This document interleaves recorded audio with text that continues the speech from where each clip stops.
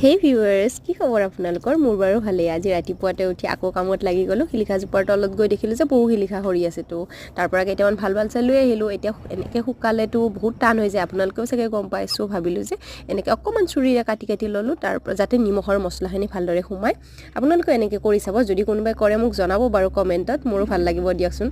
তাৰপাছত এইখিনি অকণমান পানীত কুকাৰত দি দিব, যাতে 2টা বা 3টা চিটি দিব পাৰে। নিমখ অকণমান সৰহকৈ দিব, কাৰণ নিমখ লাগিবতো। আৰু অকণমান মছলা দিব। মই বাৰু জিৰা গুড়িয়ে দিছোঁ, কাৰণ মোৰ জিৰা ফেভৰেট হয়, মানে জিৰা গুড়ি ভাল পাওঁ আৰু গোন্ধটো মই মছলাৰ ভিতৰত। চ' এনেকৈ দি 2-3টা চিটি লগাই ল'ব আপোনালোকেও। তাৰপাছত যেতিয়া ওলাই উঠি কিনে আপোনালোকে পানীত একেবাৰে নুধুব, পানী আৰু দিব নালাগে। আৰু অকণমান টেষ্ট কৰি চাব। ময়ো টেষ্ট কৰি চাই নিমখ কম হোৱা যেন পালোঁ, চ' অকণমান দিলোঁ। আৰু পাৰিলে চালনীত ৰ'দত দিব। মোৰ ওচৰত বাৰু নাছিলে এতিয়া, চ' মই এনেকৈ দি দিলোঁ। 2-3 দিন লাগিব ঠাণ্ডাৰ দিনৰ ৰ'দটো। চ' তাৰপাছত খাই জনাব কেনেকুৱা লাগিছে। আজিলৈ এৰিছোঁ।